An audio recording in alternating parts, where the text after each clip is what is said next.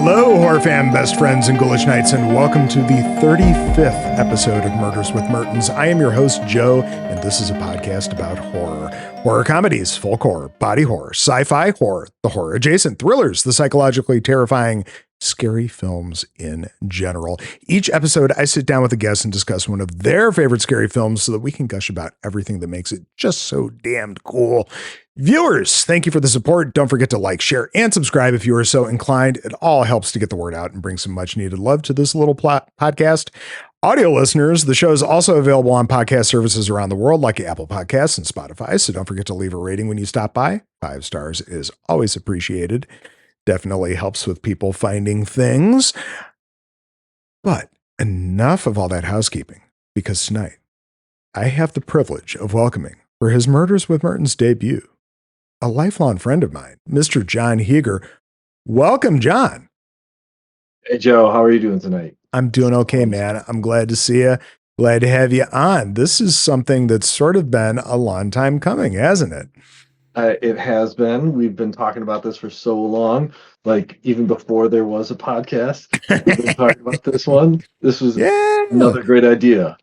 Well, ultimately, you were meant to be on the pilot, and, thank you, Madeline, for stepping in, because that was a great episode. We had a good time, and, that all worked out, but, life just kind of got in the way for Jon, and that happens, man. It, totally understand, totally understood. But I'm glad I've worn you down enough to finally get you back on. And, on for the first time rather. And that's cool, man. We've known each other since, we were just little shits. And it's, this promises to be a fun time. Absolutely. Yeah.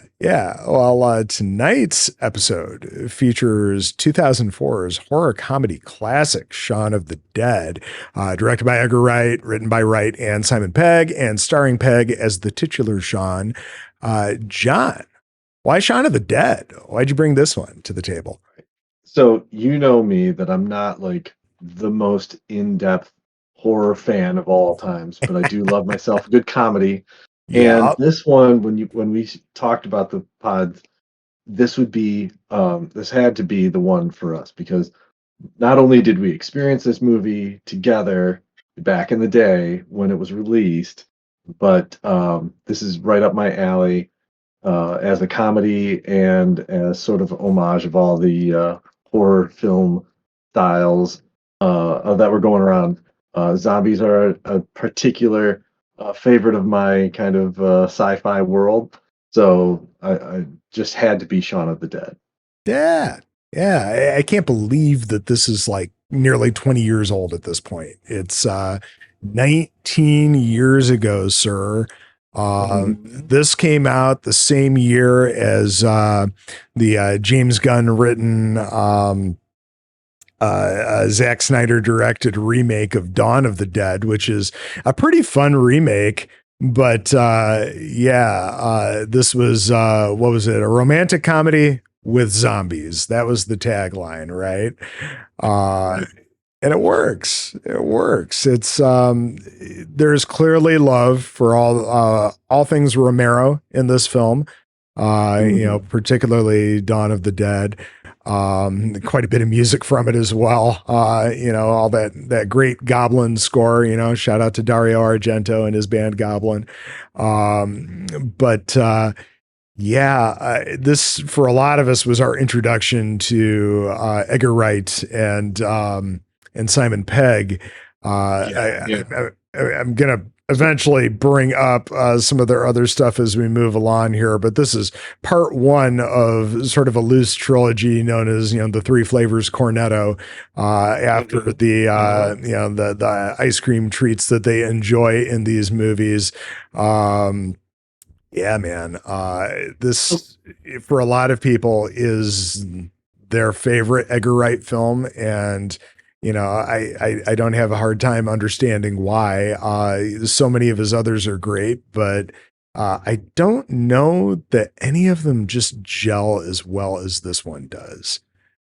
And I want to say, like, Simon Pegg as an actor for me at that time was a relatively unknown, right? And Hmm. now that he's like built up this major movie um, resume since, and you look back at some of his work and you're like, no, this wasn't his start either, right? And I know you've got lots of thoughts on that kind of stuff, but I'm like, he has developed his character and style, but he's carried a lot of those same traits throughout the movies that he's Oh played yeah. in, Oh especially yeah. the non horror film Yeah. genres. But Yeah. I mean, just 5 days ago, I saw him in the new Mission Impossible, and he's definitely looking his age. I hate to say, but he's still, carries his character very well.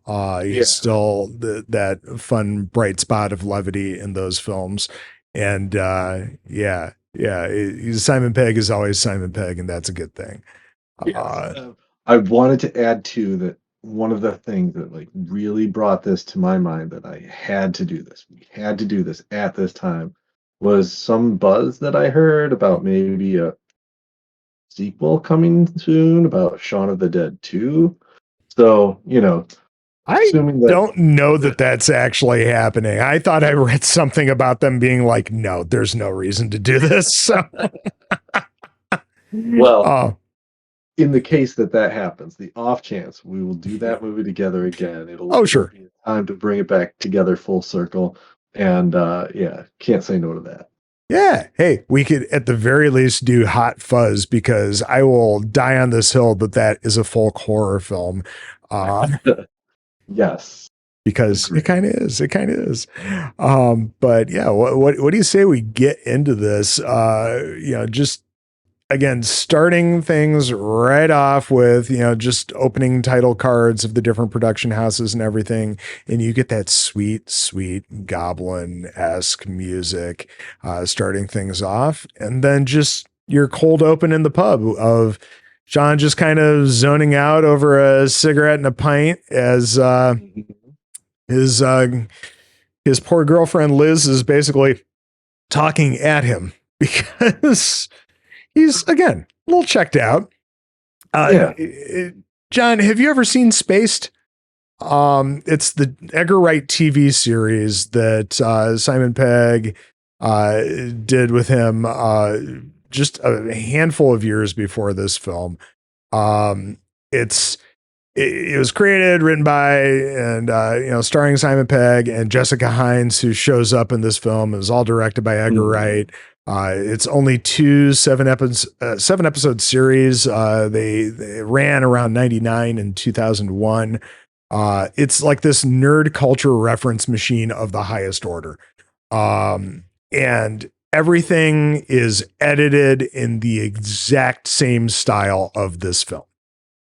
Which is fantastic. I mean that was one of the things that I really enjoyed about this film was like made appropriate use of shortcut scenes to, you know, cut short the time, but then they Mhm. also dragged out the right amount of scenes to give you the good jump scares, all Oh that yeah. stuff that was with it.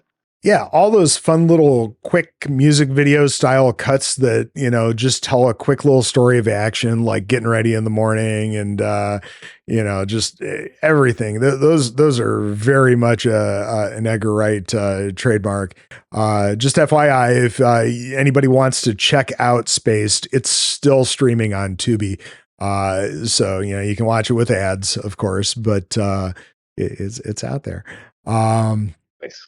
But yeah, the opening dialogue between the two, the cadence of this opening, a lot of Edgar Wright films, they kind of have this cadence of dialogue where, specific bits will come back later.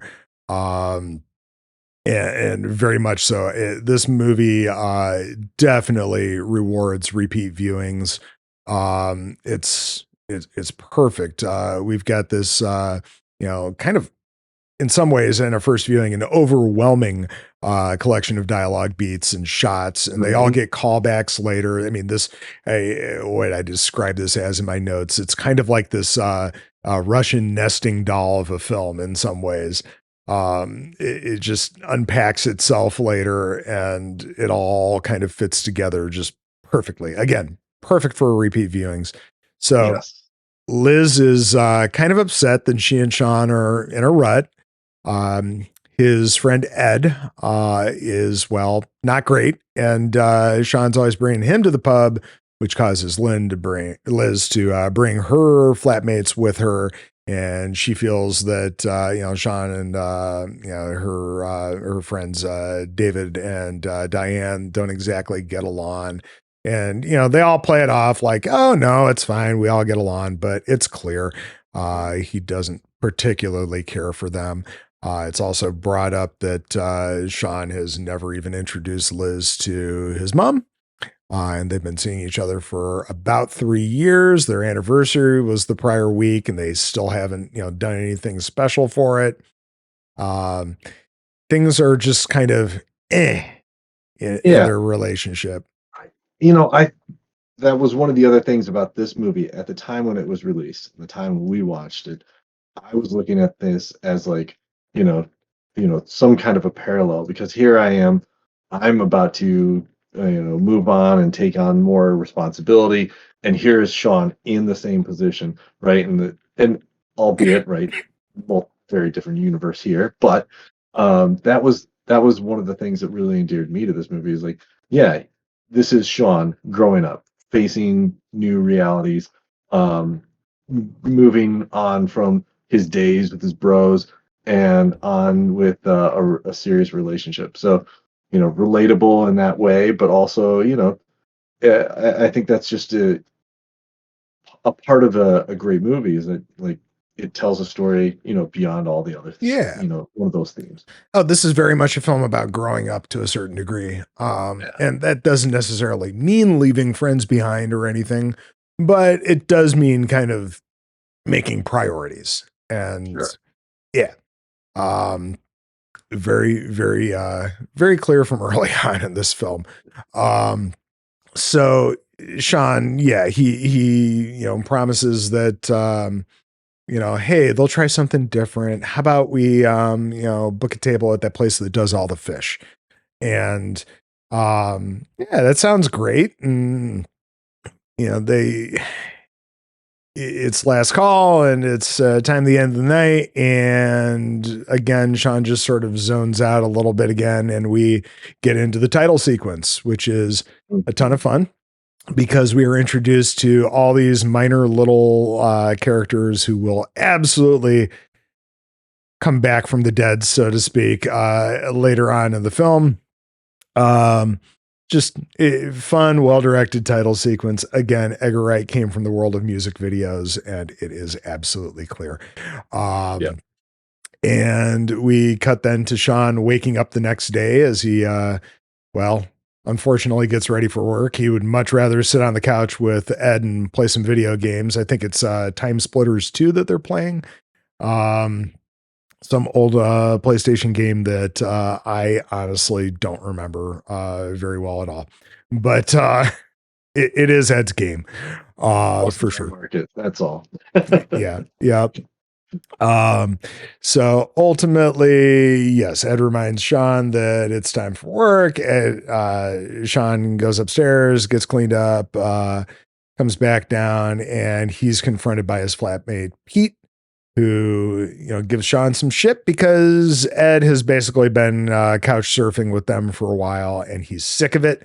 And the scene in the kitchen is absolutely the perfect look at living with roommates in your 20s, right? Yes. You've got the bin in the background, which is just an overflowing mound of garbage, because nobody wants to be the person who breaks and is the person that actually takes the trash out. This is true. We've lived through it. Because it happens, man. It's nobody wants to be the one who always ends up being the one to take the trash out. And I mean, the kitchen's an absolute wreck. It's gross. And, Pete he's done with it because Ed doesn't really bring any money in. They joke about how, he deals a bit of weed from now and again, and he brings a tad bit of money in, and he's fun. It's like, remember that time we stayed up all night drinking apple schnapps and playing Tekken 2, and it's like, oh yeah, how long ago was that? 5 years ago. When's he going home? Peter Serafinowicz, great character actor, also the voice of Darth Maul in The Phantom Menace. Unfortunately, he would not go on to voice him in the cartoons and such, but I forget the voice actor's name. He does a good job regardless. But Pete, not so happy with that. He even corners Ed and, asks him, hey, would you mind, since you're not working, cleaning up a little bit, and if you got to take some messages, maybe take all the messages for us. Meanwhile, Ed has taped a giant sign to the back of Pete's jacket saying, I am a prick. And it's perfect. Yeah, I mean, they did as much as they could there to draw the disparities between the adult acting Pete and the childish acting Ed, right? Like everything, the hand gestures, that like all the language, all of the ways that they interacted, it was well done to set the tone.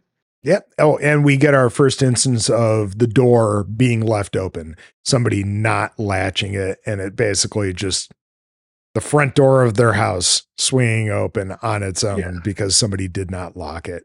And, Pete's blaming it on Ed. Shaun knows it was likely Ed, but he defends him. Ultimately, Pete leaves for work, and Shaun tries to dig after Ed just a little bit and get him to do some tidying up around there.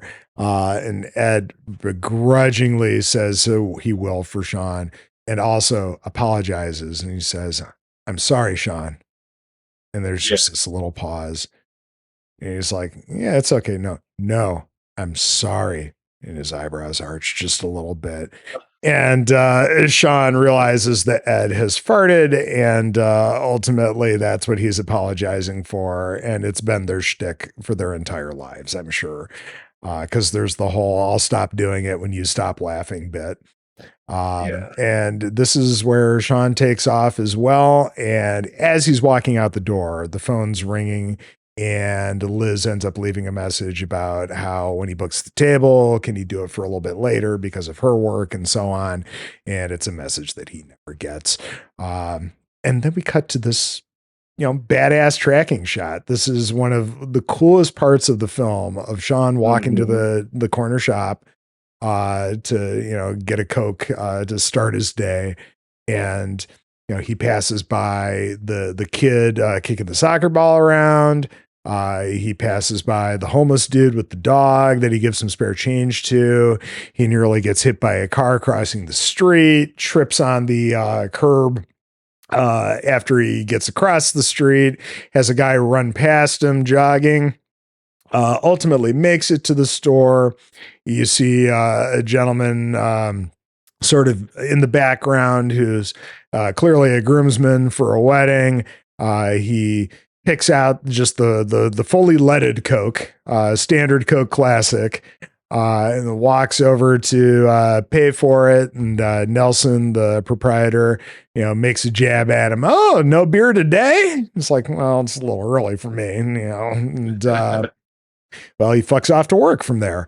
But pay attention to all of this, because all of this stuff will come back. And we cut to good old Zombie Nation playing, I forget what the song's called, in the bus as he heads to work, but it's, perfect musical cue for this film. So many wonderful references in the electronics store. It's Forey Electric. Ken Forey is the guy that plays Peter, really one of the main characters in Dawn of the Dead. They bring up how Ash is under the weather. Of course, Ash from good old S-Mart in the Evil Dead series. And then, Shaun has taken it upon himself to sort of lead these kind of hapless employees, because he's the senior oldest employee. It's Rafe Spall as the asshole kid. You've seen him in everything. A little bit later, Shaun's got some customers. He's showing them, some entertainment packages. And as he's flipping through the channels, showing them some stuff, like almost everything that you see on there will come back later. Again, rushing nesting doll of a film. It's awesome. And then, of course, after he tells this kid to put his phone away and how it's not a social gathering, his stepdad shows up, Bill Nye. Awesome turn in this film. Does this cool 180 pirouette as he turns around. It's just so odd and perfect. And, talks to Shaun about coming over for lunch the next day and how he needs to bring some flowers because he forgot to on Mother's Day. I love I was gonna, and not some cheap posies. I wasn't gonna. Clearly there is no love lost between these two. Stepdad takes off after pointing out that Shaun's pen has been leaking and he's got red on him. And I'm pretty sure his pissant coworker had also pointed that out a bit earlier, and that will come back again and again and again throughout this film. Yeah. And I found that the phrase "red on him" is it was sort of like I don't know, another foreshadowing kind of little tidbit dropped in big time because big time. It was a choice. Red was a choice. Yep. Yeah, I don't know who actually uses a red pen unless they're grading papers. So I get it. And yet it was perfect for what this was. And then I wish I could remember the character's name. The asshole kid leans in. He's like, I thought you said this wasn't a social gathering. And he's like, what? How come you're allowed to talk to your dad? And he's like, well, he's not my dad. He's my stepdad. And, contrary to what you believe, I don't find it difficult to separate my work and social life. And immediately somebody's hand reaches in with the phone. He's like, Shaun, it's Liz for you. And, the smile on this little shit stain's face is absolutely perfect. Yeah. And Shaun tries to play it off as if this is somebody calling from like the head office for the company or whatever. But of course, it's his girlfriend Liz asking if he booked the table, and he's trying to give these terse, non-committal responses because he wants to play it off like, no, this isn't somebody else from my life, and I am not going to let you win, you little shit. And so he basically ignores most of what she has to say about getting the table and changing the time and all that. And, he's also playing it off like, oh, this obnoxious phone call. He does the thing and of, pretending to shoot himself in the head because of the inane call. And this is like another one of those plays, right? Like you've been seeing this build up of, is he dealing with responsibility? How is he dealing with it? Does he have internal tension about it? And you can see like how uncomfortable it is for him to like in some situations take on that responsibility while still trying to manage what he really wants in his personal life and so forth. So it all builds into that whole aspect of like, am I doing the right thing? And later on we find the hero. Yes. Yeah, he will eventually rise. And then work is done for the day. It's time to pop off to the flower shop. He's given the option of two different types of cards for his mom. It's To a Wonderful Mom or Pow Super Mom. He's like, the first one. While the clerk is filling everything out for him and ringing him up, he sees this homeless person across the street chasing after pigeons. And just when he's about to see this guy bite the head off of a pigeon, a bus comes flying by and then the guy's gone. And also in a lot of these street scenes, there's occasionally military vehicles rolling by. Throughout this movie at this point, there have been all sorts of like news broadcasts and newspaper headlines just hinting at all this shitstorm that's about to pop off. There's again, there's a lot to see on repeat watches. And if you wanted to frame by frame through this film, yeah, it's highly good. encouraged. Oh yes, it's good. So he fucks off from the flower shop and he's back on the bus. Now, John, going through these, past 3 years of the pandemic, which is thankfully, mostly over-ish, kind of, sort of. We like to say it is, but maybe not so much.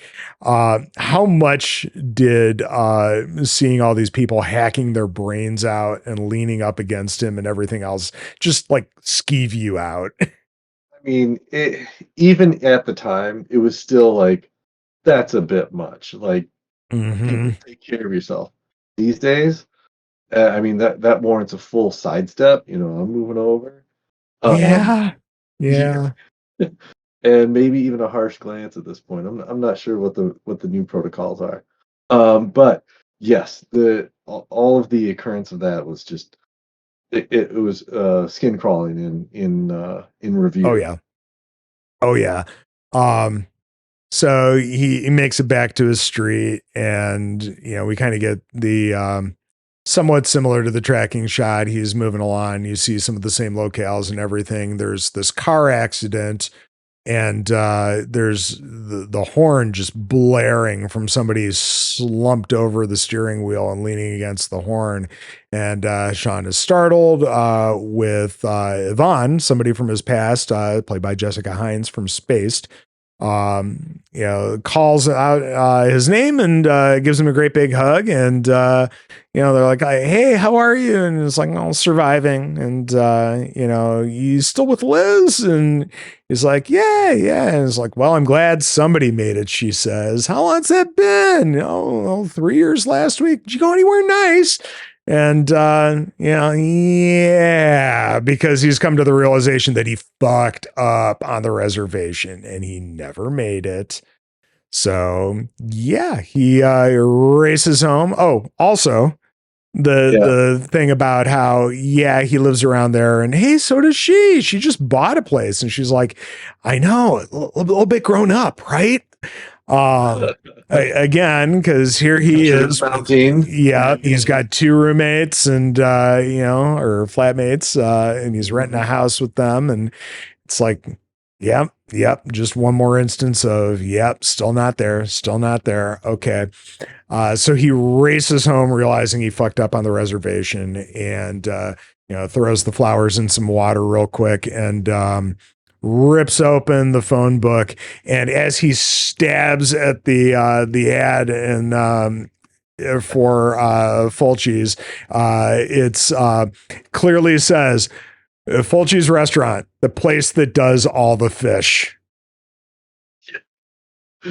It's not just a clever phrase. It's the place that does all the fish. And of course, Lucio Fulci, he's a famous Italian horror director. He's known for Don't Torture a Duckling and Zombie.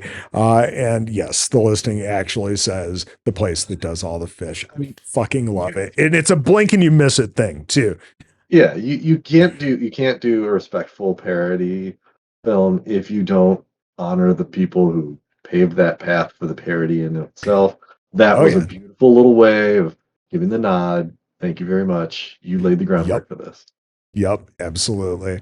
So Shaun has fucked up, and again,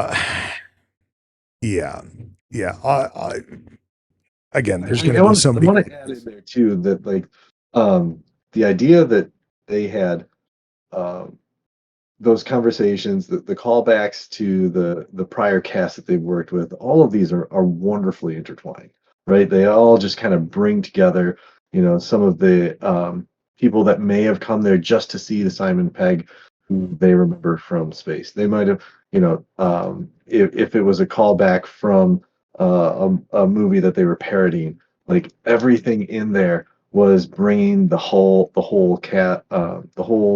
market along, all the people that were going to come here for all the purposes. Yep, absolutely perfect.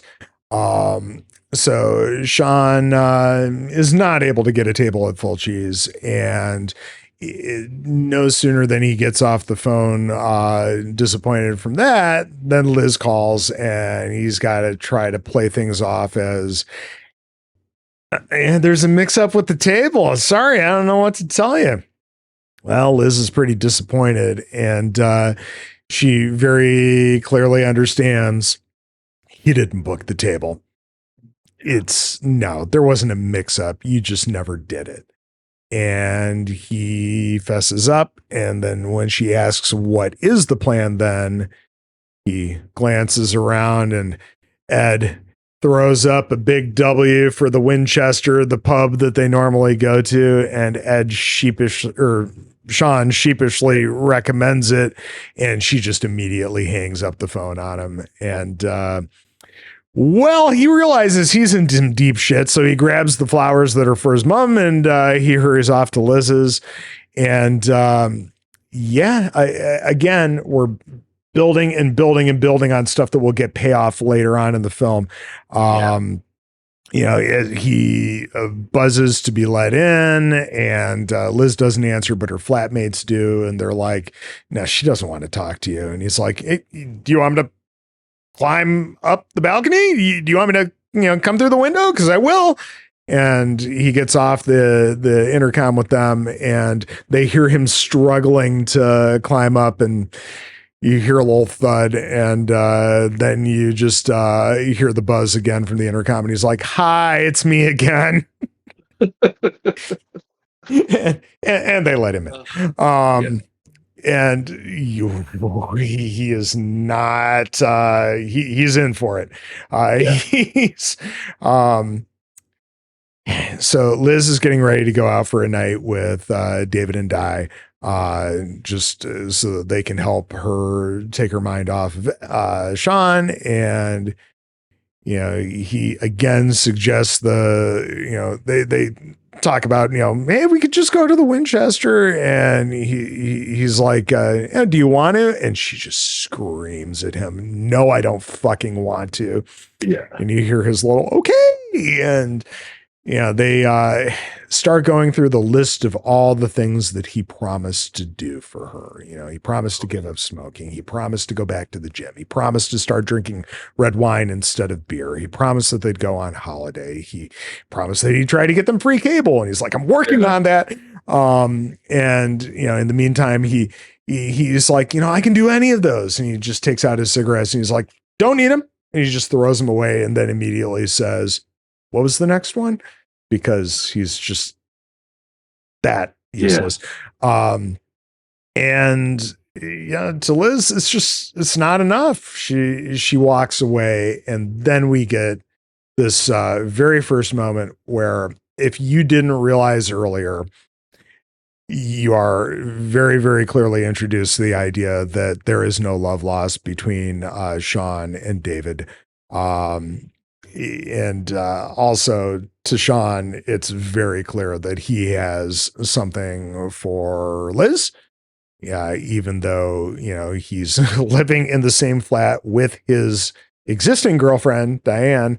Not great. Yeah. Not great. What does he tell him? Get fucked, Four Eyes.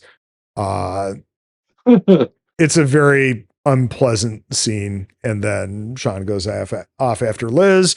They sit down together. He tries to present the flowers as if they were for her, but of course it's got the card that says "To a Wonderful Mom." He tries to play it off as a joke, and she very clearly understands they were for his mom. Smooth, she says.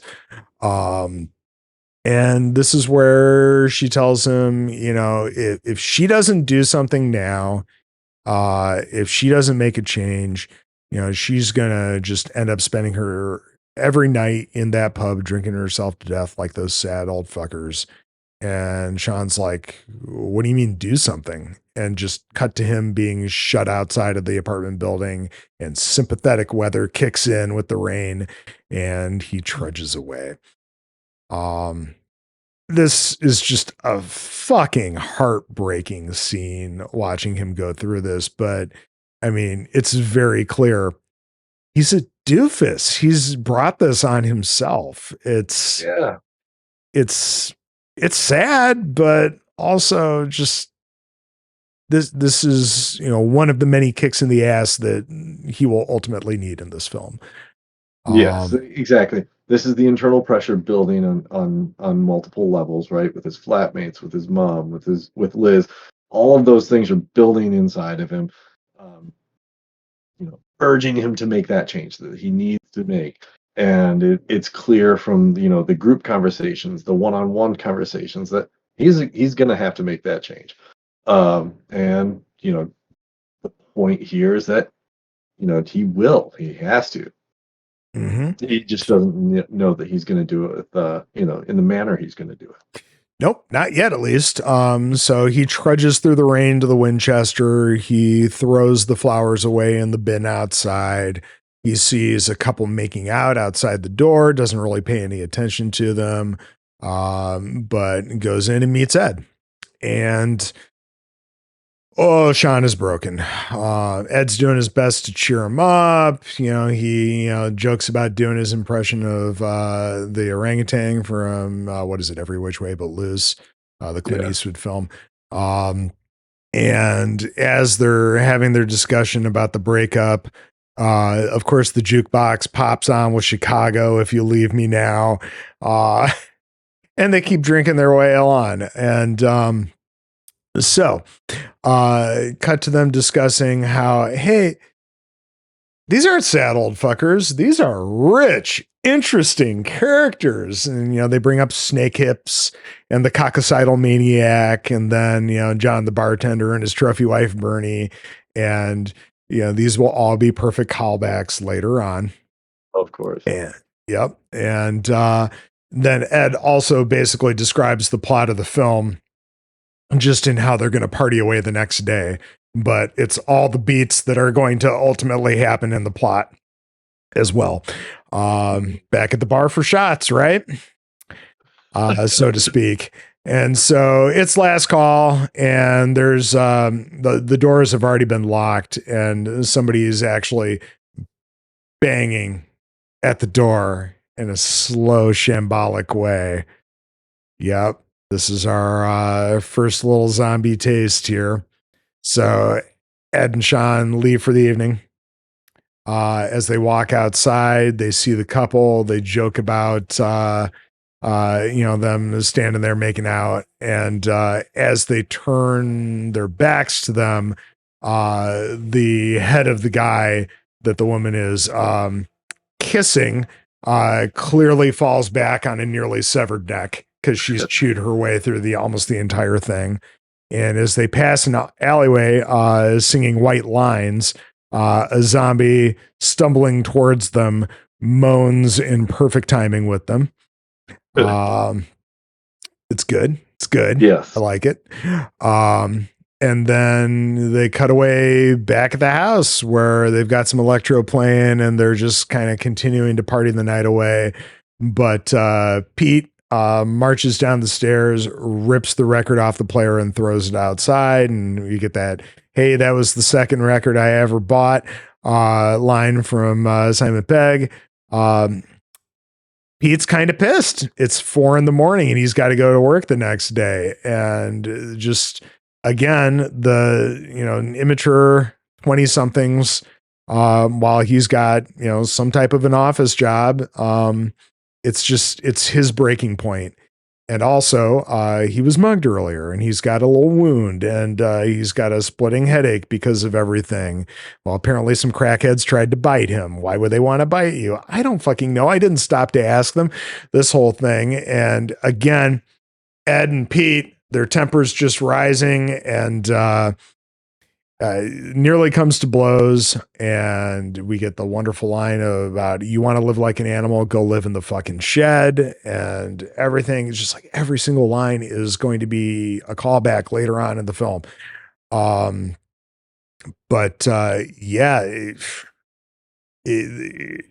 Shaun explains that, they've had a few drinks because ultimately they split up with Liz. And this is where Pete finally laces into him about how, and I'm sure she was the one that dumped you. And, just dumps on Ed as well, as far as him being a loser and how Shaun probably keeps him around because ultimately it makes him feel better about himself and his state in his life.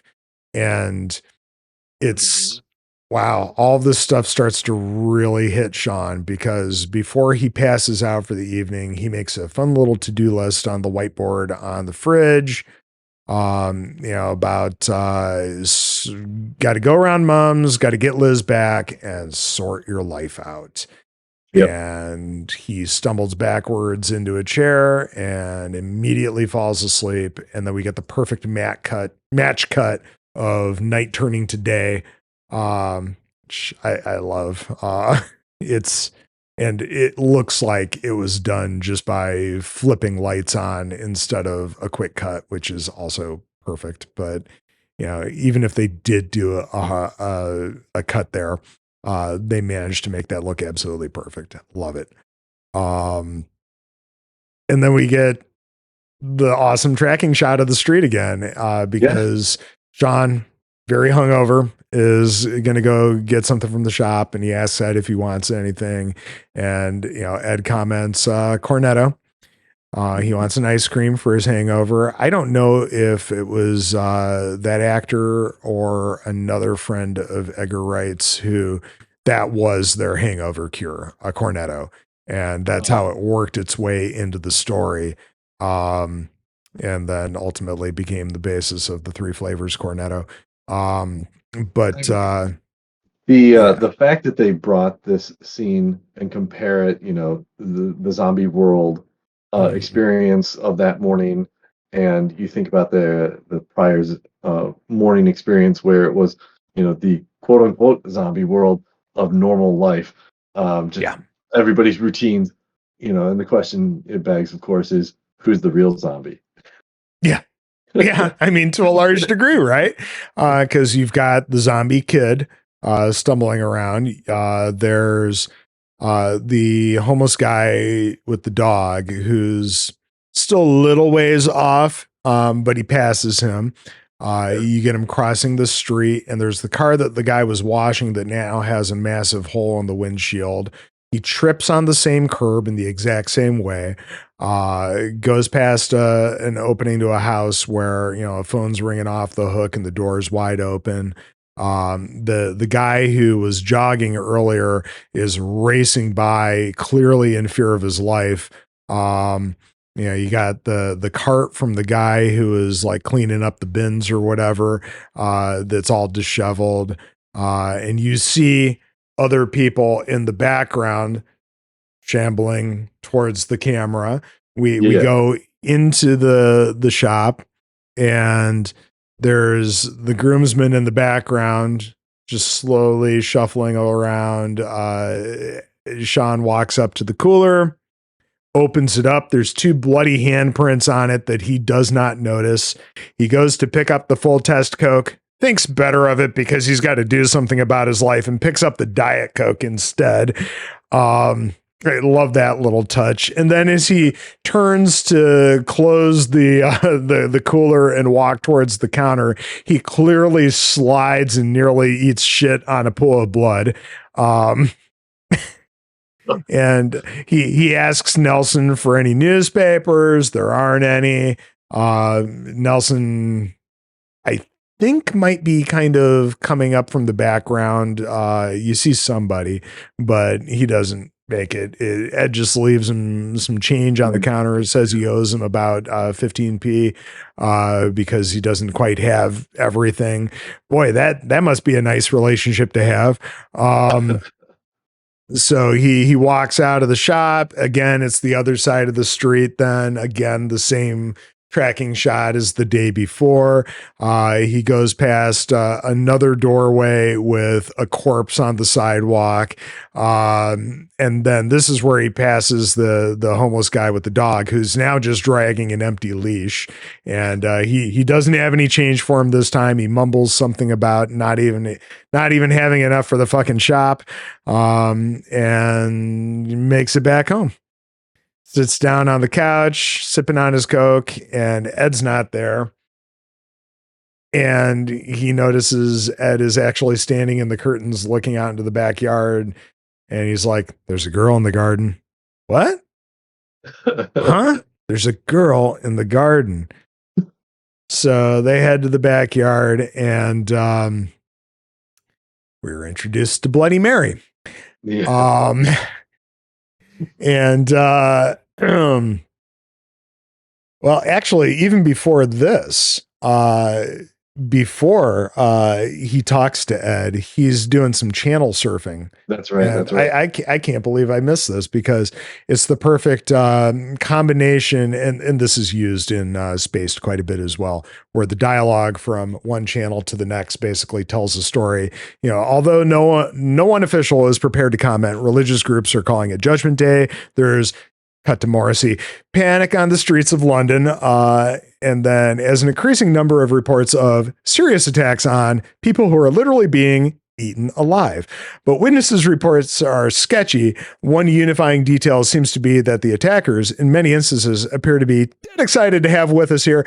And it just kind of goes on from there as Ed pipes up that there's a girl in the garden. It's, God, it's so good. So I mean, I really have to ask, because my background with Spaced is not going to fill me in with enough of this. But is this part of the montage of believing that every channel is in sync with each other, or is that the message fractured and pieced together is sometimes more intuitive than any one of them individually? I don't think it's actually trying to, mimic anything super specific from Spaced other than an editing style. But ultimately, yeah, I think the commentary that, yes, basically every channel is sort of in some ways in sync. And, it's kind of like when you're listening to the radio and it's an ad break and you go to change the channel, and every single channel you change to is also on an ad break. Not that we listen to that much radio any longer, but you know what I'm saying. Exactly. Well, and then we get to Bloody Mary in the garden. Yes, yeah, they go outside, and Shaun's like, hello. And of course, Ed's got to be a prick. And he's just like, he picks up a little rock and he's like, oi, and he throws it at her back.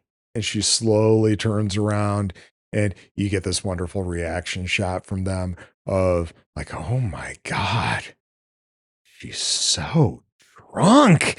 And of course, they would have said pissed, but they actually changed the line for US audiences because because they knew that this was going to play well in the US, and they figured that there were enough people that just wouldn't understand the colloquialism. But she slowly approaches them, and she sort of attacks Shaun. He ends up on the ground trying to fend her off, and they both kind of think that she's drunk and trying to come on to him. And Shaun asks Ed for help, and he does his 2 seconds thing. And they've been playing around with this idea that Shaun is just not aware of being or not able to take in the consequences of what's going on around him, right? Like Liz, obviously he's not picking up what she's putting down. With his flatmate, not getting it. And so when it comes to his first zombie experience, they're clearly playing that through. He's still not getting it. It's right there in his face, on top of him. So it all adds up. It all adds up. Yep. And of course, Ed was running inside to get a stupid disposable camera so that he can take a photo of this girl coming on to his friend. And Shaun finally pushes her off, and she kind of tussles a little bit with Ed there, and Shaun's like, hey, I'm warning you, okay, gonna have to get physical. And he finally gives her this big massive shove, and she stumbles backwards and lands on this pipe that's sticking up from the ground, and it goes right through her gut. and nice spurt of blood into the air as this happens. And they're standing there staring in shock. But then the body starts to pick itself up and pull itself off of the pipe. And you get that awesome shot of the camera looking at them perfectly through the perfect little hole through her gut. And as she, gets fully upright, you get that wonderful beat of Ed slowly winding the camera to the next to the next available shot, and Shaun just smacks it out of his hands. And this is where they turn around and they find the other zombies standing there, and they run inside and they start checking the news, and they get a little bit more advice and everything. They're like, I don't know, what should we do? And are they still out there? And they open up the curtains, and they're just kind of pawing at the glass a little bit, and they just close the curtains, turn around. Yeah, they're still out there. It's like, I don't know, what should we do? Have a sit down? And so they do. And as they're sitting there looking at the news, of course, in the background, the front door opens ever so slowly. And it's the groomsman who's got, only one arm at this point. And he stumbles in, and finally they look up, and they fight him off. And Ed smashes an ashtray into the dude's head and finally, offs him. And they get the comments on the news about,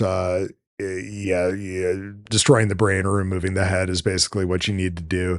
And this is where the zombies in the garden start breaking through the glass, and they're like, okay, well, shit, we got to do something about this. So they gather up a bunch of objects from inside the house. They go into the backyard, and they, get the zombies' attention, and they just start throwing stuff at them.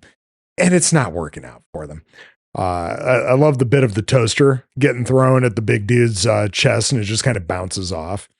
And then, sorry, go ahead. No, I was gonna they've come to the awareness, right? Like they've had that moment where they've come to the awareness that yes, the world has changed, and we need to prepare, or we need to do something about it. And they find themselves ill prepared. Like that's the perfect analogy. Like you don't immediately step into it, and so they try stuff. A toaster. Yeah, and like a laundry basket, a cheap plastic laundry basket. It's I love that. Yes, they're trying to step up. They're trying to find a way in this wonderful new world here, but yes, woefully unprepared. And this is where Ed sees the record that Pete had thrown out the window the evening prior, and he picks it up and whips it at the big dude, and of course it shatters against the guy's face, with a chunk of it sticking in his face. And they get the idea, okay, records. And you get the lovely scene of them pulling out Shaun's collection, and they start digging through. It's a good thing these zombies are the slow, shambolic zombies, because otherwise you'd never be able to get all these beats. So they start going through, and it's like, okay, Blue Monday is one that Ed throws. And then, unfortunately, come on, it's a Good New Order album. And it's like Purple Rain. No, we can't do that. The Batman soundtrack, and they're like, throw it. And hey, come on, the Batman soundtrack's pretty good. But don't waste any good prints. Come on. And then they pull out Sade, and it's like, that's Liz's album. And it's like, well, you can't do that. She did dump you. And then Shaun's like, fuck this, I'm going to the shed, because they had commented before that it was locked. It's always been locked.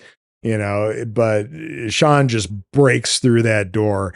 And if I'm not mistaken, there's some nods to the Evil Dead inside this shed, but I didn't pay careful attention to it, unfortunately. They grab a cricket bat and a shovel, and they just go to town on these zombies. And after they've finally beaten them into submission, they head back inside to, have another little rest and recharge. And Ed makes the wonderful comment, looking over at Shaun, you've got red on you. This time meaning all the blood all over his white shirt. And this is where they start to wonder about Pete, because on the news they mention about, people who have been bitten are turning. And, Shaun does his little sheepish Pete, call up the stairs, but, Ed throws out an oi prick, and they're like, nah, he's not home, because he doesn't respond. And then Shaun realizes that, oh crap, Liz. And he goes to call her, but the phone rings, and thinking it's her, he, calls out for her, but it's his mom. And he's like, oh shit, I probably should have thought about my mom. He doesn't say as much, but it's very clear. It's like, oh, I was just going to call you. He says, yeah, you're right. Yep. But, things are, his mom is such a mom, it's like, yeah, we're fine. We're fine. Some people did try to get into the house, but we're okay. We shut the curtains. Did you call the police? Well, we thought about it. But you're all okay. Yeah, but they were a bit bitey. Oh, shit. Are you okay? Were you bitten? No. But Philip has, his stepdad. And I love the reaction. Ed's super concerned about Barbara being bitten. But as soon as he finds out that it's only Phil, they're both like, oh yeah. Yeah, it's only Phil. It's okay. Yeah, I may have to kill my stepdad. So she doesn't want them to cause a fuss. She doesn't want to call the police. She's, such the perfect mother in this. And then we get Ed's perfect call back to Night of the Living Dead with, we're coming to get you, Barbara. And this is where they start to make a plan, because, hey, we got to do something here. We got to see to my mom. I've got to get Liz. And this is also where Ed delivers a little bit of horribleness, because because Shaun is in love with his girlfriend, or I guess currently ex-girlfriend, he has to call that out as being gay. And, I'm sure we all said horrible stuff like this when we were in our 20s, because 20 years ago, right? I'd like to think that we've moved beyond that. And it's one of those things where, sure, it's pretty cringy to see that in this. It's also good reinforcement of exactly who Ed is and how horrible of a person he is too. There's going to be more reminders of that. Don't worry. They go through their planning then, and we get the super fun music again from, Goblin from Dawn of the Dead, of putting the plan together, how they're gonna go to Mom's, kill Philip, pick up Liz, and then come back here and wait for it all to blow over. And it's like, man, but we can't do that. It's not secure. And Ed's like, yeah, look at the state of it too. It's, the place that he was supposed to clean up, by the way. Okay, so we can't do that. Now we'll go to Mom's, we'll kill Philip, we'll go to Liz's, and we'll hole up there. And it's like, not doing that, because, hey, I want to be able to smoke, and I want to know, where the exits are and all that stuff. And it's like, where's safe? Where's familiar? Okay, so now we'll go to Mom's. We're going to kill Philip, and go pick up Liz, and we'll go to the Winchester, have an ice cold pint, and wait for it all to blow over. And you got to always love the gif of Simon Pegg raising the pint and winking at the camera. So this is their plan, and we get the Flava Flav, yeah, boy. And now it's we ready? We're ready. We're gonna take Pete's car. Awesome. And yeah, I got to pee first. And he goes upstairs to do it. And this scene where Shaun encounters Pete is fucking scary, because Peter Serafinowicz is a big dude, first of all. Yeah. He's fairly yoked in this movie too. And ultimately, yes, he turned getting in the shower. So he's just been standing there naked basically all day. And he notices Shaun. He starts reaching out to him, and he's like, hey, we're just going to go to the pub. backs out of the room. And so then, yeah, they go to leave. I love peeking through the mail slot. It's like, no, don't really see any of them. And then his eyes just happen to go the other direction. He's like, oh yeah, there's lots of them. It's a good little comedic bit there. There's also the back and forth, how they're not going to call them zombies because it's ridiculous. Yep. And they finally make their break and go outside, and they fuck up the keyless entry on the car and fire off the alarm. And you got the kid with the soccer ball who, of course, kicks the ball at them in his zombified state. Still is kicking the soccer ball. It's perfect. The English passion for soccer is a different thing. Yes, it is. Yes, it is. It's so yeah, they tear off in Pete's car, and they've got music blaring. Well, ultimately, because Ed's sick of listening to the news. So he puts on this tape, and when he looks down to do it, they hit somebody, and they're like, oh shit, and get that great little beat of Ed accidentally honking the horn, and that causing Shaun to bounce his forehead off of the glass. And they back up and they roll down the window, and he's like, hello, are you all right? And of course the corpse reanimates, and they're like, oh, thank God for that. Because they probably just killed this dude. It's good. So they finally make it to the neighborhood where Barbara and Philip live, and they see Philip's Jaguar in the driveway, and Ed is like, whoa, very excited about that. But he's going to stay in the car and keep it running so that Shaun can go in and take care of things. Shaun does, and of course, Shaun's mom, she is absolutely a mom that we all know in every single one of her mannerisms. This was perfectly written for Penelope Wilton and acted by her. I appreciate that she gets to portray much stronger characters in other things, because she's very much sort of a pushover too in this film, but I love her performance in this. She talks about, Shaun and Phil not fighting, and, ultimately glad that he came over, and she's just ready to make lunch like the plan was going to be for the whole day. Yeah, this is the mom where you're like, she doesn't want to overly complicate herself with things going on in the world, right? Her world is her husband, her son, they're just trying to figure this all out, right? But ultimately missing a major plot line here. Yeah. You got red on you, and of course she licks a tissue and starts wiping at him. It's and ultimately Shaun, talks about how he doesn't think the doctor's coming. He wants to get them somewhere safe. And he finally goes to check on Philip, and he thinks that he's turned and he's about to bash his head in with that cricket bat. And of course, Philip calls out, and he startles Shaun, and he doesn't want to go anywhere because he's feeling under the weather. He just wants to wait for the doctor. Or rather, he can't believe that Barbara called a doctor. He's quite all right. He ran his hand under a cold tap. Does anybody know anybody like that? Oh, absolutely. Yep. Yep. I have a feeling I'm looking at him right there. But yeah.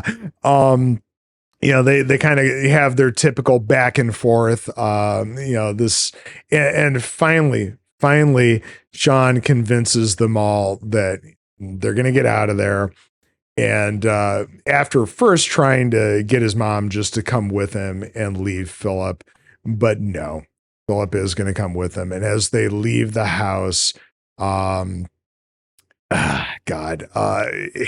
his expression on his face of, he's kind of like, it's the look of a child who didn't get his way. Yeah. And as they're walking outside, and you can hear some of what happened in the background while they're having their conversation in the house.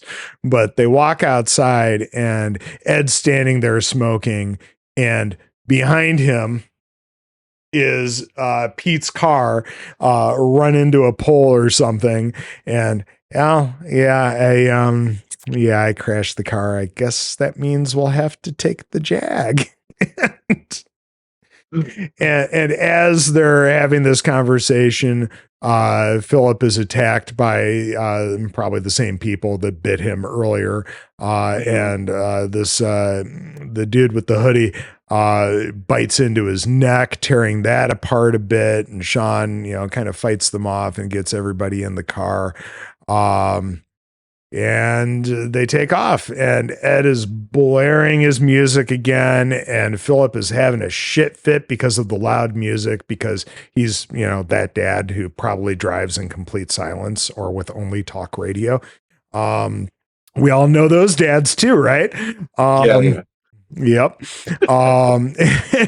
They get to Liz's, just screeching to a halt, and Shaun has been in the back seat with his stepdad the whole time, and of course the child locks are on in the car still after all these years.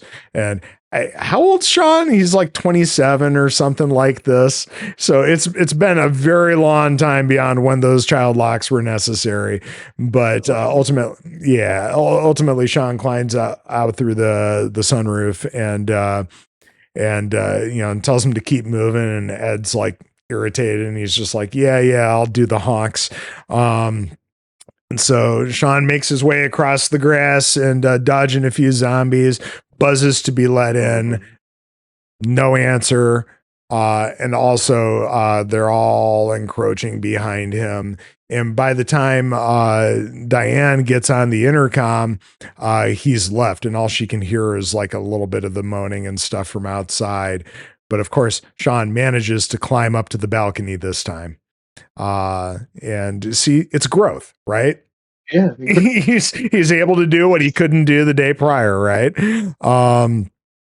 He also manages to convince Liz and her flatmates to come along with him, which is no small feat because, first of all, David doesn't want to go anywhere, but he also doesn't want to be left alone.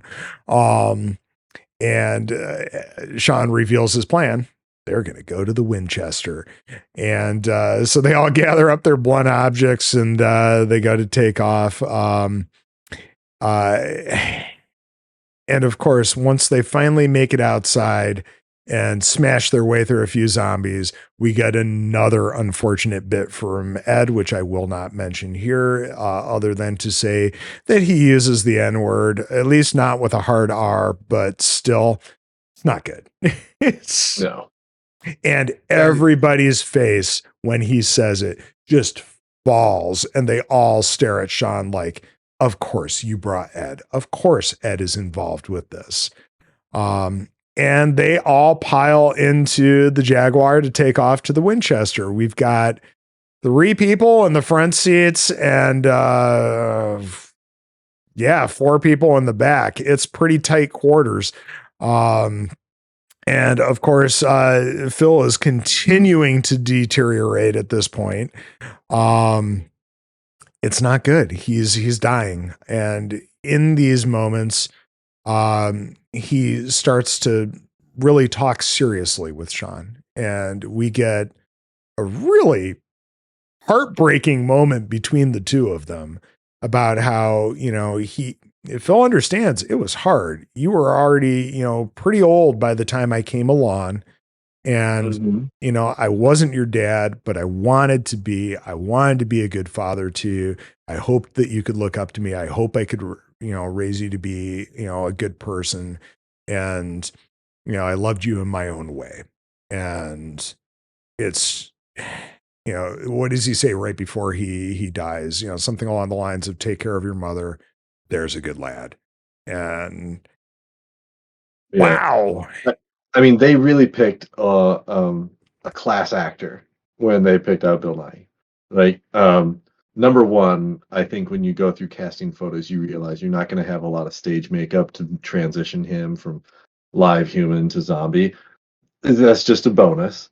Yep. But Yep. he He's actually got some good features for that. Yep.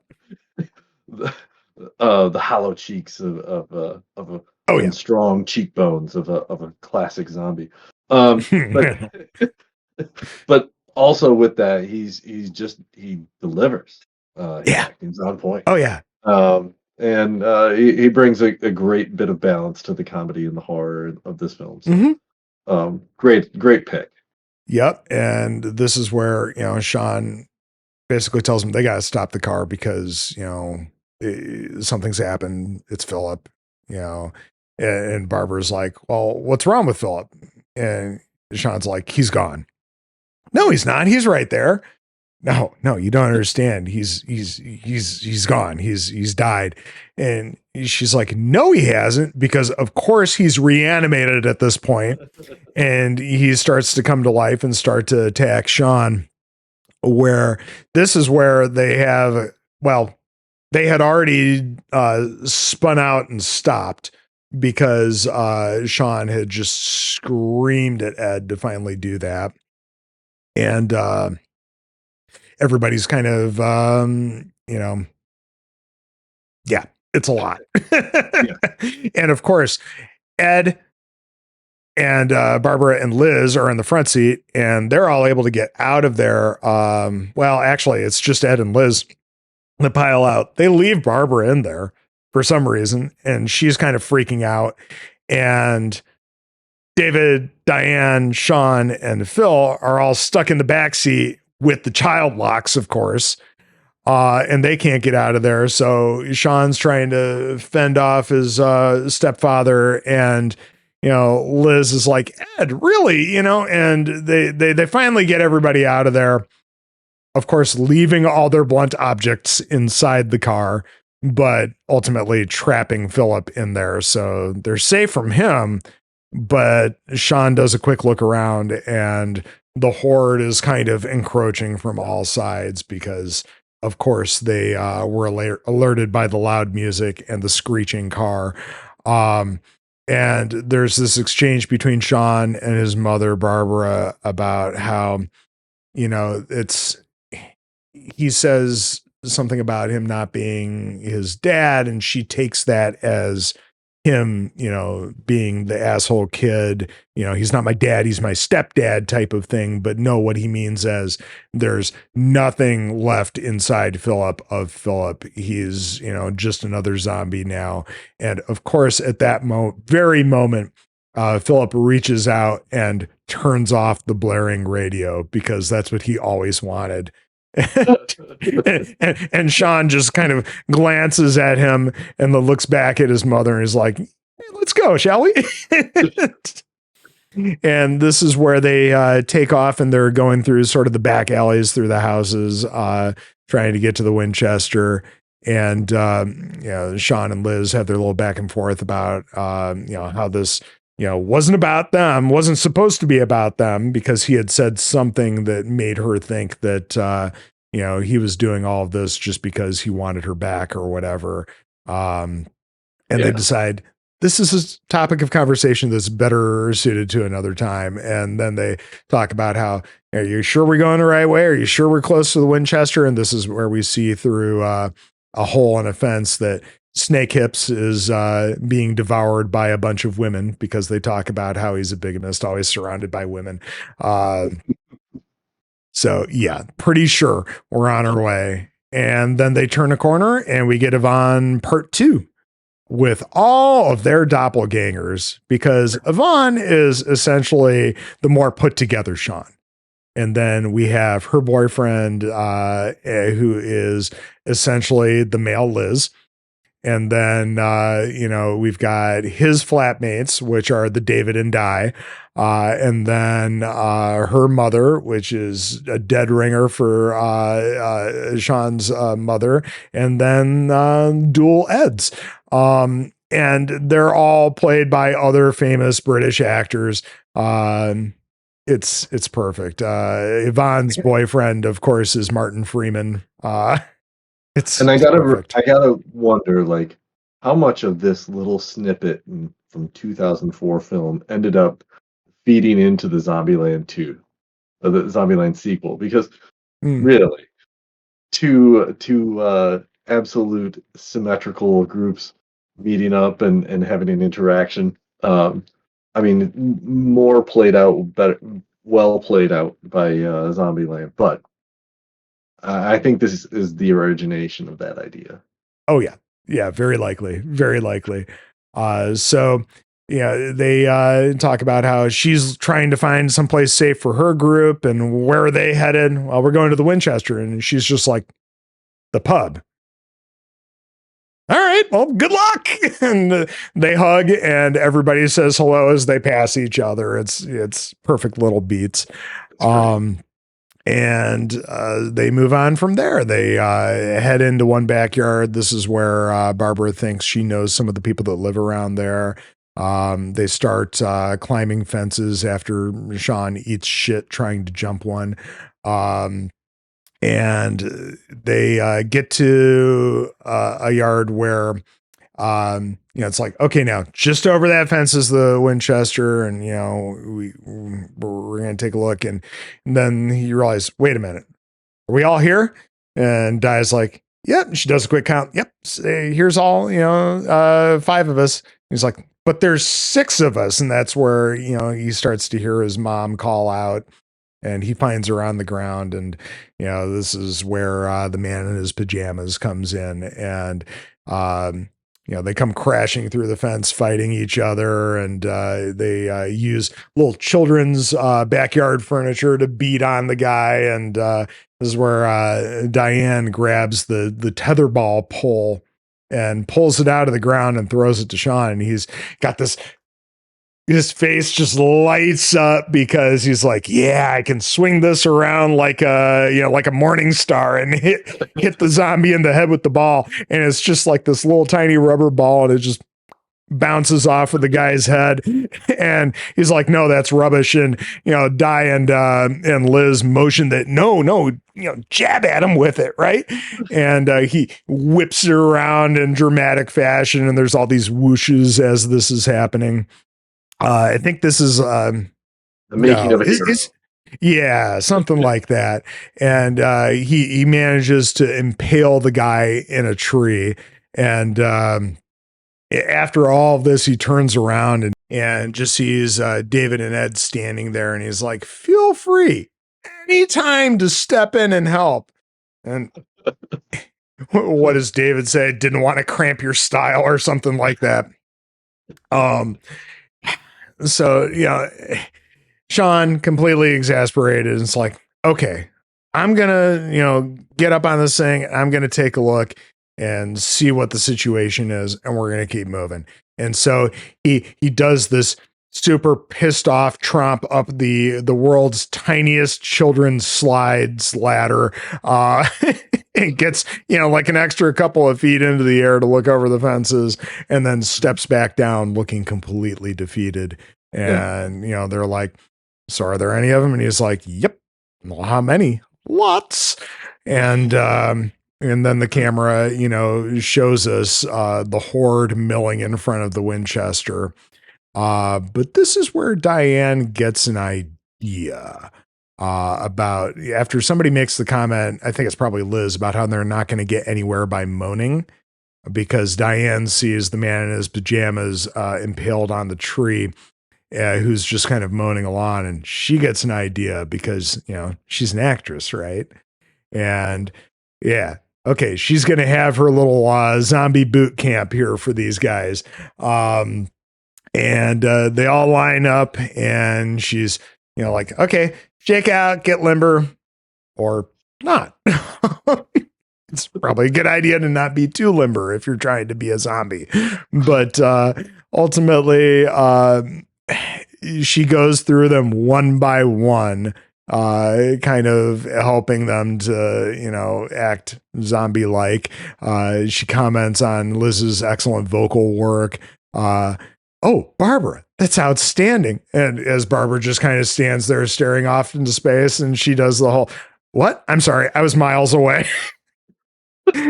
And David, gives out this little half-hearted moan, and just kind of, and she's like, come on, you can do better. And he's like, and she's like, much better. They get to Ed, and he's like, I'll do it on the night. And Shaun is like, what? This is the night. And Ed does one of these, just kind of like in a mocking way. And, yes. And Shaun laughs at him a little bit, and Ed's like, okay, well, who died and made you fucking king of the zombies?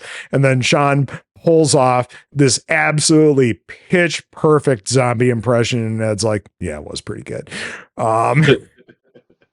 So, Diane, counts them down, and we get this perfect smash cut to them walking through the street and through the horde, trying to pretend to be zombies. And they're doing pretty good, although, they get a few close calls with some of them. They make their way up to the front of the Winchester, and they realize the doors are locked, and they kind of call through the mail slot to Jon and Bernie, trying to let them in. And in a zombie apocalypse, maybe turn the ringer off on your phone is all I'm saying. Also, I'm fairly certain after this most recent rewatch that the person on the other line calling Ed is the young shit from the electronics store. Because he makes a comment very early in the film. There's the bit where Ed's on the couch, and he's like 2 seconds, and he answers the phone, and how he's not holding. He only has a Henry, says, which I'm sure is some unit of pot that I'm just totally unfamiliar with. Sorry. But ultimately, when you cut to the electronics store a little bit later in the film, I think the character's name is Noel. He comments about how, when he's on the phone to his other friend, about how, he called his dealer and he didn't have anything. He only had a Henry. So I'm fairly certain he's the guy that's calling. It would stand to reason. I gotta say, the fact that they use this style of humor where the exact opposite of the line is what the exact opposite meaning of the line is what ends up happening, right? You've got red on you. You can't get anywhere by moaning. Right. So he's on his cell phone talking to somebody, and Shaun just smacks the phone out of his hand. Ed's like, what the fuck are you doing? What the fuck am I doing? What the fuck are you doing? And they get into it, and ultimately he starts really lacing into Ed. Meanwhile, Liz is like kind of tugging at his shoulder, like, Shaun. He's like, what? And they turn around, and there's the whole horde, stock still, silent, all eyes on them. And they all start to freak out, and ultimately David just springs into action, grabs a trash can, empties it, and chucks it through the window of the Winchester. Because he had to do something, right? And they're all like, what the hell? They're just going to follow us inside. And Shaun, finally is like, he absolutely becomes man of action again. And he gathers the attention of the horde, and he leads them off in spectacular fashion, because not a single one stays behind to mess with the remaining 5. So he runs off into the afternoon there, and they all climb inside through the crushed window after Barbara stops and picks up a bunch of flowers that she thinks are probably actually for her, because she sees the "To a Wonderful Mom" card. So they're inside, and they can't get any lights on or anything. It's, there's nobody in there, and they talk about how they need to board up the window. And of course it's David talking about that even after he was the asshole who broke it to begin with. And, finally they all start to kind of unravel a little bit. And, David starts just turning full asshole, and, he starts throwing, bags of chips and stuff at them. And, as he throws a little pack of hog lumps, I'm assuming those are pork rinds, Shaun just appears out of nowhere and snatches it out of the air. Perfect little cut, because he's managed to give them the slip. He has returned. And now that they're all together, it's like, what are we going to do? And there's that great little bit where Ed has already stepped in and he hands him a pint. There's the whole thing about where David calls him Shaun's boyfriend, and Shaun's like, he's not my boyfriend. And immediately the pint comes in and it's like, might be a bit warm. The cooler's off, and Shaun says, thanks, babe. It's good. It's so good. Yes, they're at the very least hetero life mates, and that's okay. But yeah, they decide, well, what are we gonna do? And cut to them sitting in the dark after having had many drinks, and it's like, has anybody seen Ed's live impression from Any Which Way But Loose? He's like, hey, I'm not a performing monkey, because they all start building it up and cheering him on. Yeah. And this is where I think the lights outside in the street flip on, and they realize, okay, the power's not out. It's just like the breakers or something. And hey, if we turn on the right ones, we can, get the TV going and watch the news and see what's going on, and, hopefully not draw too much attention. And because David's a little bit suspicious about all this, but, Shaun, having worked at an electronics store, seems to know what he's going to do here. And as he goes to flip them on, we realize, nope, he didn't really give them the slip, because they are all pawing at the glass of the back door. And there's that beautiful little moment where he just pulls the roller shade down over them. And it's very clear that there's somebody upstairs too, because the door that's by the breakers, it starts rattling a little bit. So he comes in and lets Liz know what's going on, and she's like, hey, we don't want to cause any panic, so let's stay calm here. And in the meantime, Ed had borrowed a quid from her to play the fruit machine. And of course, right at this moment where they decide they need to be absolutely dead silent to be able to avoid suspicion here, this is where he actually gets a win there.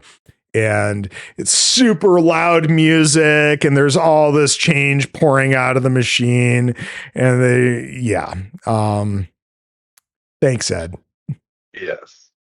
Ed has continued to deliver on the fact that he will not have appropriate timing for anything, that he has not matured or figured out what is in the best interest of anybody else other than possibly Shaun. Yes. Yep. He is a faithful companion, but not so great. Yep. So as they're all bracing for what might come, and everybody's putting a hand on the shoulder of the next person, this is where John, the bartender, now zombified, suddenly pops up out of nowhere. And then the jukebox kicks on. And of course, it's Queen's Don't Stop Me Now. And it's fucking perfect. Oh my God. We get Shaun and John tussling, and what else? You get Shaun, Liz, and Ed grabbing pool cues. And you get that great lineup of them and Shaun flipping himself over the pool table, and they all come up together with their cues. And he's like, all right, Jon, it's time at the bar. And they start smacking him with the cues in time to the music. And there's the great bit of Diane and Barbara kind of bopping along to everything too, as this is all happening. And while all this is going on, because they know David is not a man of action, they have sent him to go shut down the breakers because they can't figure out how to unplug the jukebox, I guess. But as he's doing this, I know. It's not that complicated. They managed to unplug the fruit machine very easily, right? So ultimately, he's back there with the breakers, not knowing what the fuck he's doing. He's just flipping them on and off, and all the lights are flashing outside, basically advertising that this is the place. Free food. Yep, this is the place to be. And then Diane finally gets the idea. All right, let's try darts. And she starts whipping them, and Shaun's like, no, because he's, fighting with Jon. He's going to get hit. But then one gets stuck in Jon's arm, and he's like, yes. And now he's like, in the head. And of course, the next one hits him in his own head. And there's the bit with Liz smacking Jon around with the fire extinguisher, and she blasts him in the face as well. And then Ed finally gets the rifle down that they all have been talking about throughout this entire film, about how it's real because Jon's connected with the North London Mafia. No, it's not real because it's a fucking pub. It's probably deactivated. And Ed throws it to Shaun. Shaun beats Ed about the head with Jon about the head with the thing, and they finally force him head first into the jukebox, which finally kills the queen and gets rid of the bartender. And it's important to note at this point that this is set in England, and the fact that there's a gun continues to be a rarity. That's very much so. Norm. So therefore, for the American viewer out there, it is a bit rare to see a firearm of any sort on display. Yep. And of course, they think it's just because the pub is called the Winchester. Makes sense, right? Sure. Well, sure. And Shaun makes the comment about how, it's not real. And of course, it goes off at that point. And Ed lets out this, I fucking knew it. And it's perfect. When you're right, Ed, you're right. Yeah, you're right. And Shaun's like, all right, I'll give you that. And he pulls the dart out of his head, and there's that lovely spurt of blood, and he gestures with it, and he's like, but dogs can look up. Because there's also been the running thing throughout this film that Big Al says the dogs can't look up. And everybody's like, oh, really? They can't? And Shaun has to say, of course they can. Dogs can look up. But yeah, great little bit there. Yeah. And yes, now we get the two planes of action of Shaun preparing to defend the bar with the gun, the rifle, while Barbara starts to finally turn. And yeah, Liz is kind of helping her, and we get this touching little moment where she wants to give Liz this necklace, and Liz is like, yeah, but we're not together anymore. And Barbara's like, this was given to me by, Shaun's birth dad, and, I want you to have it. And it's kind of heartbreaking. And we get more characters peeling off from the defense of the front windows because something's going on with Barbara, to the point where really no, they keep passing off the gun to the next person, and it's ultimately David left with the rifle. And Shaun comes to his mother's aid, and they talk, and then all of a sudden she's gone. And then as soon as she fades, you hear the rifle cock, and it's David pointing it at them. And, he's trying to do the prudent thing and put a bullet between her eyes because she's going to turn. But also, he's a complete dick about it. And we end up with a standoff because Ed, I think he smashes a bottle and he's got that held to David's throat. And Shaun has something similar going on. And Diane's like, well, this isn't exactly fair. And they hand her a corkscrew so she can hold that to Shaun's throat or whatever. And Liz finally has to be the voice of reason and tell them all to calm the fuck down. And she's like, I can understand David's point even if he's being a twat about it. And ultimately, she gets David to apologize to Shaun, and Shaun ends up taking the gun right around the time that his mom starts to revive, and he ultimately has to be the one to put her down. And ooh, does she get a fun snarl right before he does. It's good. Yeah. I mean, it is kind of funny in all of these movies, any zombie movie I've ever seen. They try to deal with some of the pragmatic things about it, but at the end, these are characters with intricate stories that they want to play out in a certain way. And yes, the artistry of that snarl will go down as one of the good moments in this movie for sure. Oh yeah. Yep. It's it's good. And then of course, right after he does this final deed for his mother, you get David saying how, well, I think we can all agree you did the right thing there. Worst possible timing ever. And Shaun hauls off and hits him. As he falls to the ground, so does the rifle, but David picks it up right away and aims it at Shaun. And everybody's just horrified. And then, of course, David actually pulls the trigger, but there was nothing left. And everybody's even more horrified at this point. And this is where David's like, okay, yep, I've just shown all my cards. I need to get out of here.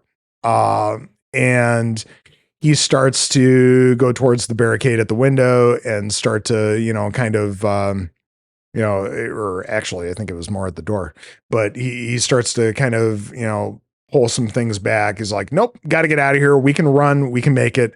And it's Diane that finally calls him on his bullshit. Like, nope, that's a very stupid thing to do.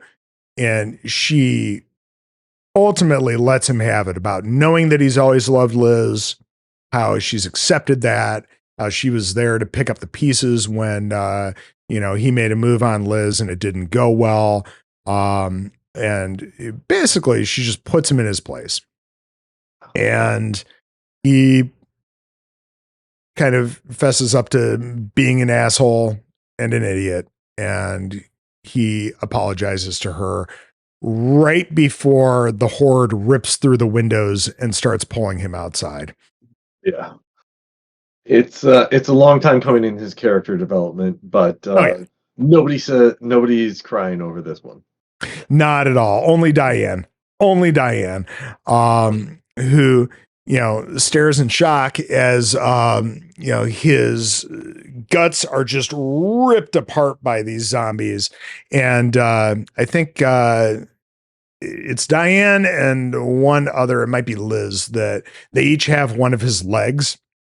And the legs just completely rip off of his body for some reason. Those must have been the thinnest pants ever that he was wearing. But and then it didn't work out enough. I think that's the story. Yeah, he skipped leg day. Diane has not skipped leg day, however, because she goes charging into the horde using his leg as a bludgeon to go after him. Now, apparently there is like a comic book or some type of a cut bit from this film where she survived the rest of the zombie apocalypse after she ran out of there by crawling up into a tree and then surviving off of eating David's leg until things were back to normal enough that she could come down again. Believable. That's really believable. Yeah, I think she's just crazy enough to have done it. Because I gotta say, she was the only one who had empathy for David there, but and we felt bad for her, but she was better off without him. Oh yeah, oh yeah. Everyone is better off without David. Great actor. He's been in a lot of other funny stuff. He was on that show Black Books and oh god, another Simon Pegg thing, Run Fat Boy Run. But yeah, glad to see his character go. Yeah. But yup. So the zombies are starting to pour in. Ed has gotten the idea that he's gonna run off, and I don't remember. Somehow by that back door, he's back there, and he's like, "Hey, Shaun, guess who it is?" And Naked Pete starts walking in, and ultimately, as Shaun and Liz are trying to fend off the zombies coming through the window and the door with like a coat rack or something. Ed is being devoured by Pete and Bernie, the trophy wife. And we get that final callback from Shaun to Pete of, "I said, leave him alone." And he puts one through Pete's eye, which is amazing because it's been established throughout this sequence that Shaun is actually a terrible shot. He's not very good with the rifle. He even has that almost big hero moment where, he's about to use it for the first time, and the camera's all nice and tight on him as he's up with the rifle, and he's like, "Sorry, we're closed." Click. And yeah. So I think this is the point at which the storyline becomes very obscure, and you're not sure who is going to make it, if anyone's going to make it. And I think that's an important part of any zombie film, is that like you have to have a moment where all realities are considered, including the one where there's no coming back. Yeah. So I do like the way that they brought that one forward. And then, the carry on from here is pretty much the high point of tension through the whole thing. Love it. Well, during this bit where, Shaun is kind of torn too, because on one end, he's got Liz helping him with the coat rack to kind of hold people back. But also on the other end, he's got Ed, and he actually has to make a choice to get his life sorted out. And Pete ultimately helps make that choice for him by, gnawing on Ed. Because there's clearly no coming back from any of this. And even though Shaun is kind of in shock by what's happening, you do get Liz finally breaking him out of that by screaming his name. And, she yells at him to head to the bar, and they kind of do a final pushback with the coat rack. And I find it funny that he leaps over the bar first, but it's basically just so that you can get the shot of her falling on top of him. But a big hero there, being the first one to jump over the bar to save yourself, right? but yeah, they get there, and that Ed happens to flop over, and he's not doing well. And they decide, okay, yep, now we're finally gonna, use this device that we talked about earlier, but we were worried about, lighting up some of the higher proof alcohol because they were worried about burning down the whole bar while they were inside. But now it's like desperate times, right? So Shaun splashes a bunch of alcohol all over the bar and lights it up. Of course, forgetting that the box of shells is also sitting on the bar. So now they have, only what ammo is left in the rifle. Awesome. And, at the moment where they're like, all is lost, what are we going to do? Where are we going to go? And Ed has mentioned that they can go down to a cellar because there's a way to get up back to the street. But yeah, they for whatever reason, they're like hesitant to head down there. But this is where the coccicidal maniac steps through the door to behind the bar, and then the shells start cooking off. And of course, one perfectly puts itself between her eyes. And this is the moment that finally motivates them to go for the cellar door. They make their way down, they lock it behind them, and they can't find a way out. Shit. Right. And this is where Shaun starts to lose it a little bit again. Ed's, understanding that he's a goner. Yeah. It's his realization came very, very late in this movie. Yeah. Let's just say. Yeah. And one of those things that I think that they weren't sure about is like they, I think, understood the layout of the of that first floor of the bar as if they'd slept there a couple of nights and knew how to let themselves out in different doors. But that basement, I don't know that if I know anything about the basement of any of the establishments I've been to. So nope. they may have had the same issue there. Yeah, but maybe that was part of their hesitation. Yeah. So they get down there and, they kind of, because they can't find a way out, they take stock of what they got. They've got just 2 shells left for the rifle. Shaun makes a crack about how maybe they could, take out a few of them if they were standing in a row. Sure, Shaun. Now call him Jedi. Yeah. And Liz is like, I wasn't talking about them. And he's like, I know. Because, she means that they need to off themselves so that they're not, ultimately turn themselves. It's, they're trapped. This seems like final moments. And this is a moment where the two of them sort of reconcile. And, Shaun makes the comment about how she doesn't want to die single, does she? Which is, not great, but also cute for them, I guess. English humor. Yeah. And Ed, he's like, it's okay. I don't mind being eaten. But when they start to actually reconcile, he's like, yeah, I definitely want to go now. It's discovered that Liz stole the cigarettes out of the bin that Shaun had thrown away the day before. And they decide, hey, let's have one last cigarette here before the end.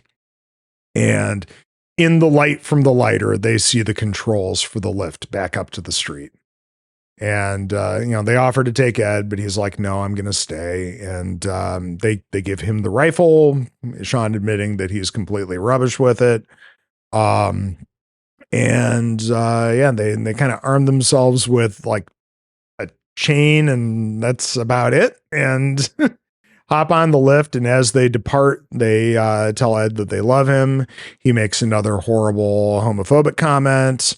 And they make their way to the street, and it's chaos up there.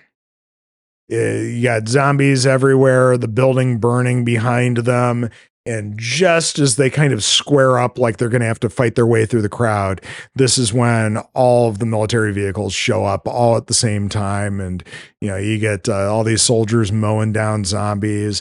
And then Yvonne shows up with them and a golf club, and she's smacking zombies left and right, including the twin zombies. She gets both of them.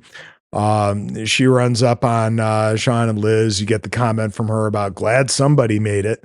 Again, just got to keep the callbacks coming. Yeah.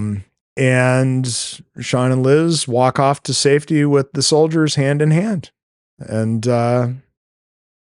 we move to epilogue. Yeah, sometime later, we're watching some different shows. Basically, everything on TV is about the zombie apocalypse at this point, because of course it would be, right? You have reality shows based around it now. You've got all sorts of interviews of survivors. And you get some fun callbacks to stuff that was shown earlier in the show, like when they're at the electronics store and Shaun is showing the couple the different cable packages and so on. They've got Trisha, who I don't know if she's still around, but she was like the UK's equivalent of Oprah.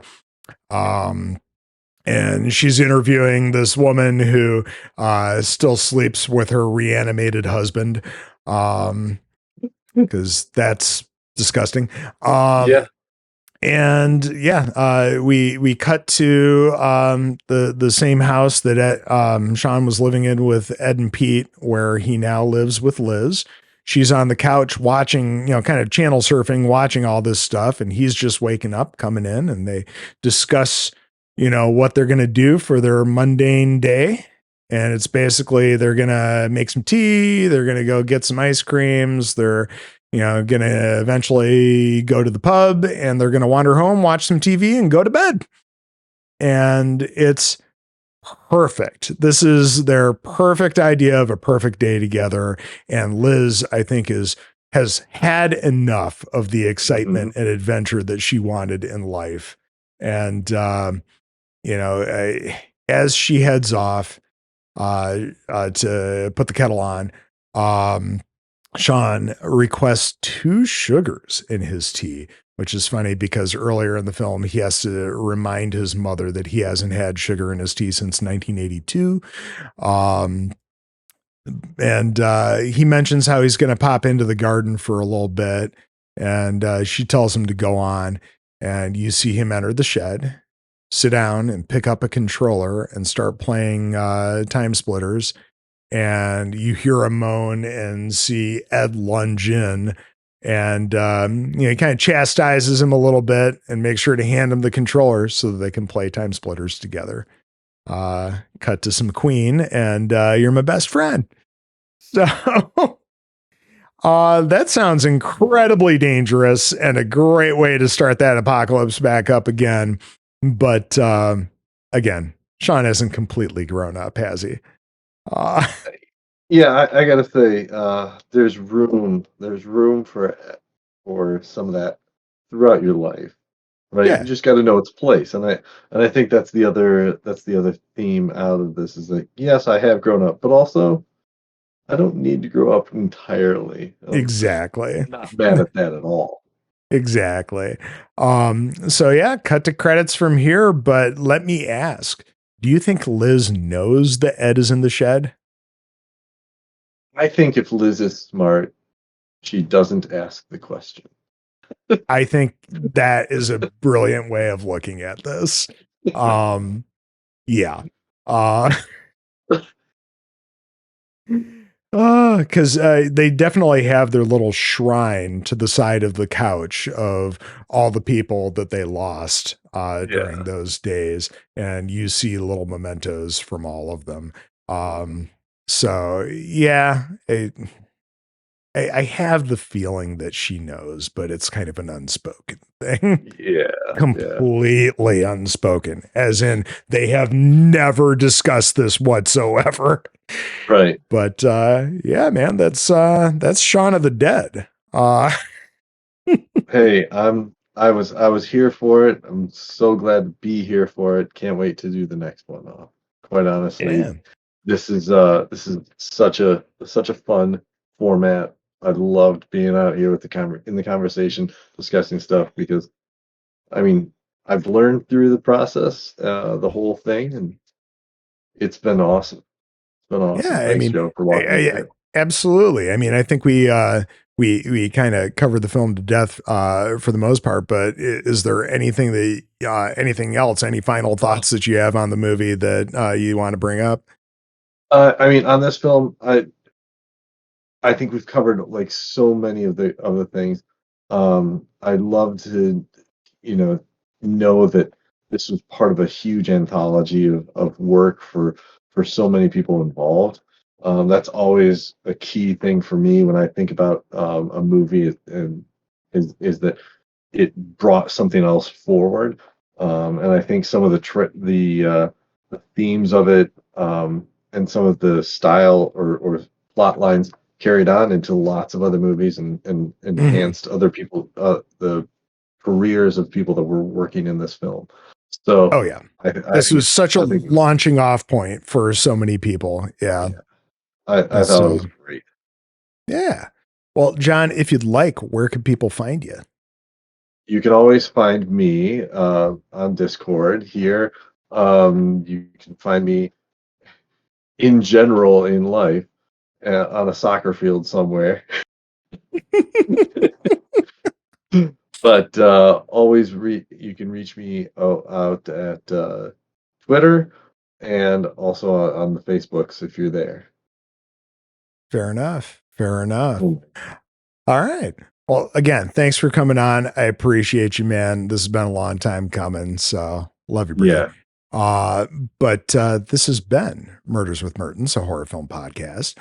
Thank you for letting us tickle your ear holes. Please like, share, and subscribe if you're so inclined. I'll be back soon enough with another episode. But until next time, stay spoopy, everyone.